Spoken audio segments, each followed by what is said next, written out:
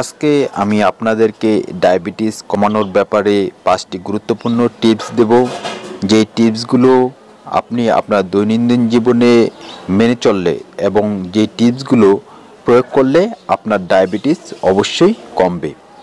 তবে এই টিপসগুলো দেওয়ার পূর্বে আমি আপনাদেরকে বলবো, আমাদের এই চ্যানেলটিতে ডায়াবেটিস সংক্রান্ত বেশ কিছু গুরুত্বপূর্ণ ভিডিও আপলোড করা হয়েছে এবং হবে। তাই আপনারা অবশ্যই আমাদের এই চ্যানেলটি সাবস্ক্রাইব করে রাখবেন এবং পাশে থাকা বেল বাটনে টাচ করে অলে টাচ করে দিবেন। তাহলে পরবর্তী কোনো ভিডিও আপলোড হওয়ার সাথে সাথেই আপনার কাছে নোটিফিকেশন চলে যাবে সবার আগে। ডায়াবেটিস কমানোর ব্যাপারে আপনাদেরকে আমি যে 5টি গুরুত্বপূর্ণ পরামর্শ আজকে দেব, তার মধ্যে প্রথমটি হচ্ছে যে ভালো মতো ঘুমান। এই ভালো মতো ঘুম এটি শুধু ডায়াবেটিস নয়, আপনার যে কোনো রোগকে নিরাময় করতে খুব সহযোগিতা করে। বর্তমানের আধুনিক যুগের গবেষণায় এটি প্রমাণিত হয়েছে। অনেকেই দেখা যায় রাত্রে দেরিতে ঘুমোতে যান, বিশেষ করে শহর এলাকার লোকজন রাত্রের 11টা, 12টা, 1টা, এমনকি 2টা বাজে এবং সকালে দেরিতে ঘুম থেকে উঠেন। অনেকে 9টা, 10টা, এমনকি 11টা বাজেও ঘুম থেকে উঠে। এ জাতীয় অভ্যাস ডায়াবেটিস না, অন্য যে কোনো রোগকে বাড়িয়ে তোলে। সেজন্য রাত্রে একটু তাড়াতাড়ি ঘুমোতে যাবেন, রাত্রে 10টা, 11টার মধ্যে, এবং সকালবেলা 5টা থেকে 6টা কিংবা 6:30টার মধ্যেই আপনি ঘুম থেকে ওঠার চেষ্টা করবেন। সকালবেলা যদি আপনি দেরিতে ঘুম থেকে ওঠেন, মানে 10টা, 11টা বাজে, তাহলে কিন্তু পরবর্তী দিন রাতে যখন আপনি ঘুমোতে যান তখনও কিন্তু আপনার ঠিকমতো ঘুম হবে না। রাত্রে বিছানায় ঘুমোতে যাওয়ারও দেখবেন 1 থেকে 1.5 ঘন্টা পরে ঘুম আসছে। এটির কারণ হচ্ছে যে আপনি সকালবেলা দেরিতে ঘুম থেকে ওঠেন।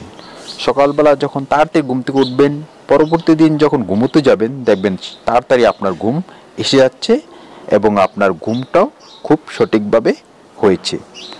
আর ঘুম ভালোভাবে হলে এটি যে শুধু ডায়াবেটিস রোগকে নিয়ন্ত্রণ করবে তা না, আপনার মস্তিষ্ককে সতেজ করবে এবং পরবর্তী দিনের কাজের জন্য মস্তিষ্কের কর্মক্ষমতা বাড়িয়ে দেবে। দ্বিতীয় যে টিপস সেটি হচ্ছে আপনি নিয়মিত ব্যায়াম করতে হবে। আপনারা অনেকেই ব্যায়াম করার প্রতি উদাসীন। আপনাকে প্রতিদিন 15 থেকে 20 মিনিট ব্যায়াম করতে হবে। অনেকে আবার ব্যায়ামের কথা বললেই মনে করেন আপনাদেরকে জিমে যেতে হবে, কিংবা জিমে যেরকম ইনস্ট্রুমেন্ট মানে যন্ত্রপাতি আছে সেরকম যন্ত্রপাতি লাগবে। এরকম যন্ত্রপাতির এবং জিমে যাওয়ার আপনার কোনো দরকার নেই। আপনি ঘরে বসেই আজকাল অনেক ব্যায়াম আপনি করতে পারবেন।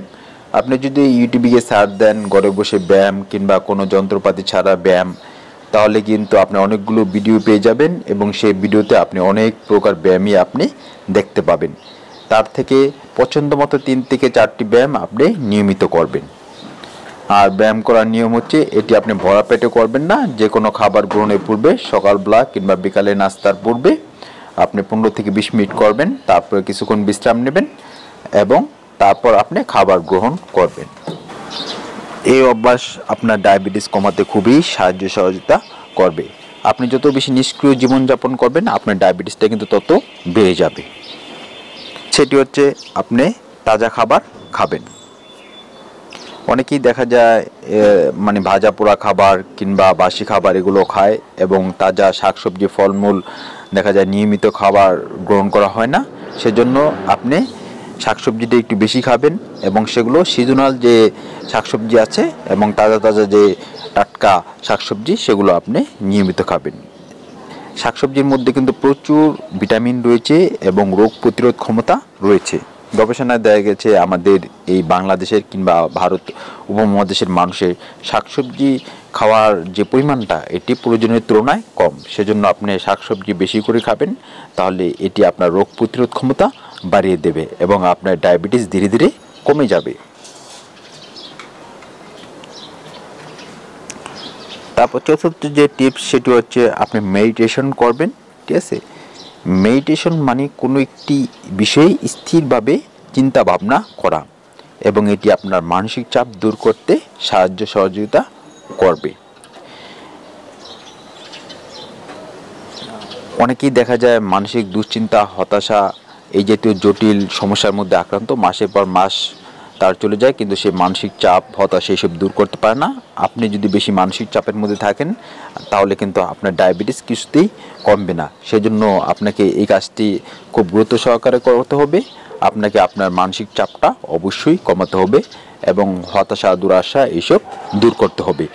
আর এগুলোর জন্য মেডিটেশন আপনাকে খুবই সহযোগিতা করবে। মানে আপনার মানসিক চাপ দূর করার জন্য মেডিটেশন খুব একটা উপকারী ভূমিকা এবং গুরুত্বপূর্ণ ভূমিকা পালন করবে। পঞ্চম এবং সর্বশেষ এবং আমি বলবো সবচেয়ে গুরুত্বপূর্ণ যে টিপস, সেটি হচ্ছে আমি বলবো আপনি ধার্মিক হন। দেখুন, আপনি লক্ষ্য করবেন আপনার আশেপাশে কিংবা আপনার এলাকার কিংবা আপনার মহল্লার যে লোকগুলো নিয়মিত নামাজ কালাম পড়ে, কোরআন শরীফ পড়ে, দান খয়রাত করে, এই জাতীয় মানুষ কিন্তু ডায়াবেটিসের মধ্যে আক্রান্ত হয়েছেন এই সংখ্যাটা খুবই কম। এবং আপনি যখন এই জিনিসটা লক্ষ্য করবেন তখন কিন্তু আপনি নিজেও অবাক হয়ে যাবেন। নামাজ কালাম পড়া, কোরআন শরীফ পড়া, দান খয়রাত করা, এগুলো যে শুধু আপনার পরকালীন জীবনে সাফল্য দেবে এটা না, আল্লাহ এসবের মধ্যে আপনার ইহকালীন জীবনের সাফল্য এবং সফলতাও রেখেছে। যদিও আপনি নামাজ কালাম, কোরআন শরীফ এবং দান খয়রাত এগুলো আল্লাহকে রাজি খুশি করার জন্য করবেন। সেজন্য আমি আপনাদেরকে বলবো আপনারা অবশ্যই নিয়মিত 5 ওয়াক্ত নামাজ কালাম পড়বেন, কোরআন শরীফ পড়বেন এবং দান খয়রাত করবেন।